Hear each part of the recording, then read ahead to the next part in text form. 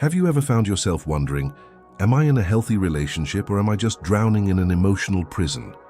I know this thought can be scary, but the truth is that many people only realize what is happening when it is too late. I want to tell you Hudson's story. He, just like you, thought he was living the love of his life.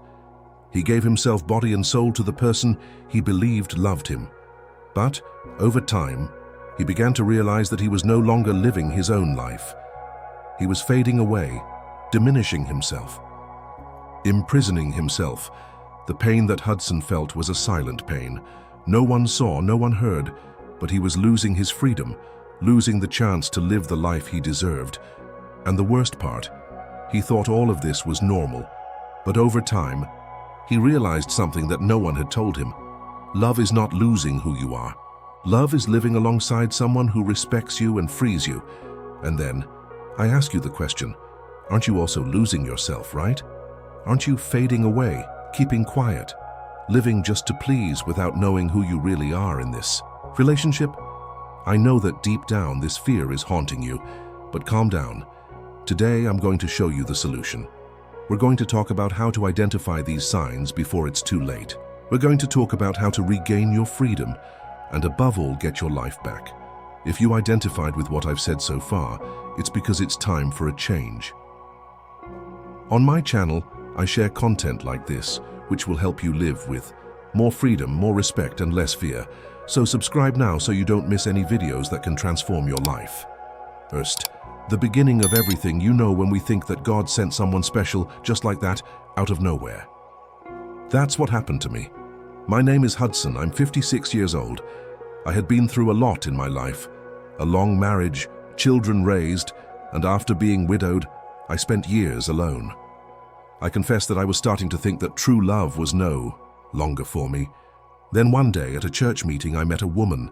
She was friendly, polite, asked questions about my life, laughed at my jokes. You know that kind of attention that makes your chest warm again? Well, yes. She started sending me messages every day. She asked if I ate, if I slept well, if I was taking my medication. I felt important again. And for a man who spent years only listening to silence, it was like music. And then I started to think, has it finally come my time to be happy again? But what I didn't know is that not all attention comes with good intentions. Sometimes what seems like too much affection can be the beginning of a prison that we don't even see coming. And when things start to get strange at first, everything seemed too good. And that's where the danger lies. Because when we're needy, any care seems like love. Over time, things started to change, slowly, almost without me noticing. One day I went to lunch with some old friends, just for men, to laugh and chat. When I got home, she had a long-suffering expression. I asked her what had happened, and she replied, "If you really loved me, you would have taken me with you." That took me by surprise, but I let it go. I thought it was just silly jealousy. The following week, I went to visit my sister, who lives in another city. It was her birthday. And she got sulky again. Funny, huh? You run to see your sister, but you don't have time for me. Once again, I tried to ignore it, but then it started to become routine. Every time I did something without warning or asking for permission, it became a problem. She would cry, make a fuss, say she was feeling lonely, and that maybe it would be better to end it, because she felt like she wasn't valued. And I, afraid of losing that woman who treated me so well in the beginning, started to give in, and without realizing it, I started to stop doing things I liked, just to avoid arguments. That's when a question started to hammer in my head. Is this still a relationship, or has it become a prison disguised as love? Third, the prison that no one sees. Do you know what the worst prison there is? It's not the one with bars, walls, and padlocks. It's the one you enter with your heart, thinking it's love. And when you realize it, you can't get out. That's what happened to me. She didn't yell at me. She didn't lock me in the house, nothing like that. But she would put me against the wall with sweet words and full of guilt. If I disagreed with something, she wouldn't fight. She would cry. She would say she was going to get sick, that I was hurting her, that no one had ever treated her so badly. So what do you think I did? I gave in. I kept quiet. I put my desires aside just so as not to cause more suffering. I started living in fear, afraid to speak, to do, to decide. And that's when I realized I was no longer Hudson. I had become just a shadow of myself. One time I wanted to visit my grandson, who was sick.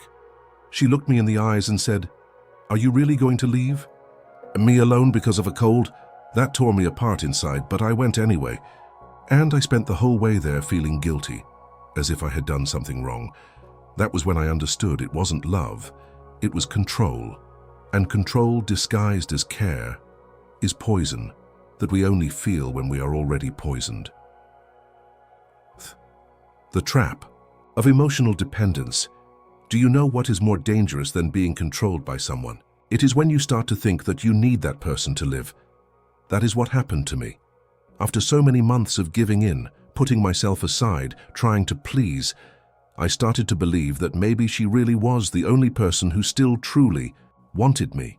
I looked in the mirror and thought, who else would want a 56-year-old man with thinning hair, back pain, and a history behind his back? This idea started to take root like a weed. I started to think that if she left, I would be alone again. And alone, you know how it is, right? The house gets colder, time takes longer to pass, the silence weighs on you. She knew this. And she used it. She said, "Without me, you will go back to being that sad, lonely man. No one will take care of you like I do." And I believed it. Not because it was true, but because I was afraid of going back to the void. This is what emotional dependence is. You no longer love the person.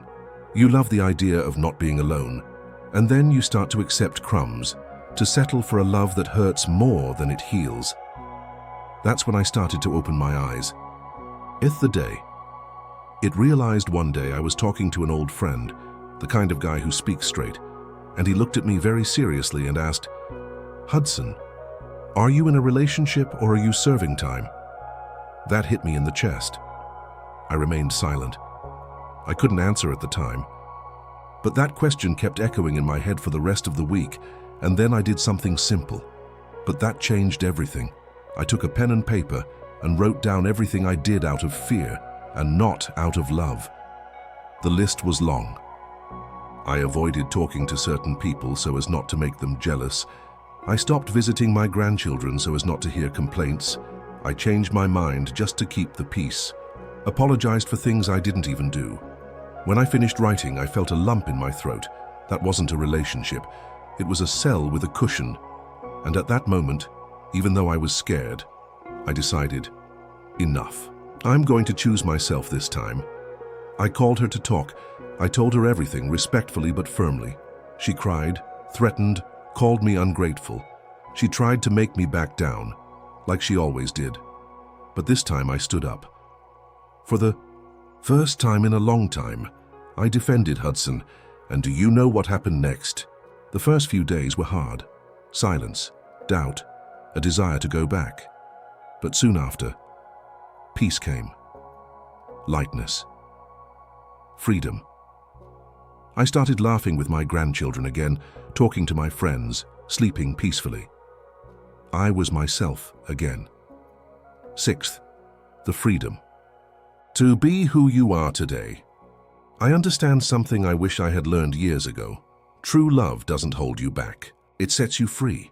The right person won't isolate you from your friends, nor blame you for wanting to be with your family, nor make you doubt your worth. They will respect you. They will walk by your side. They will add to your life and not erase. You to shine alone. After everything was over, I realized that the problem was never loneliness. The problem was the fear of being alone. But today, I would much rather be alone than in bad emotional company. I'm Hudson, and if there's one thing I've learned from all this, it's this. Never accept less than you deserve just because you're afraid of being alone. Never confuse attention with love, control with care, drama with affection, and above all, never stop being yourself just to keep someone by your side. Because at the end of the day, the best company you can have is with someone who loves you for who you are. And that person, above all, needs to be you. Look, my friend, if you've listened this far, I want to tell you something simple. You are not alone, and you don't have to accept living in prison in the name of love. A good relationship is light. It's partnership, respect, and peace. If you're living in fear, guilt, and walking on eggshells all the time, then that's not love. It's prison. And you deserve more, much more. It doesn't matter how old you are, what you've been through, or how many times you've made mistakes. There's still time to change, to get up, to reconnect with yourself. Now tell me in the comments, have you ever experienced something similar? Or do you know someone who is going through this? Write the word, "I woke up," below, if this message made you see something, and share this video with that friend who needs to open their eyes before it's too late. And if this kind of conversation makes sense to you, subscribe to the channel. Because here we tell the truth that many men need to hear, but few have the courage to tell. Until the next video. And remember, loving others is important, but loving yourself is essential.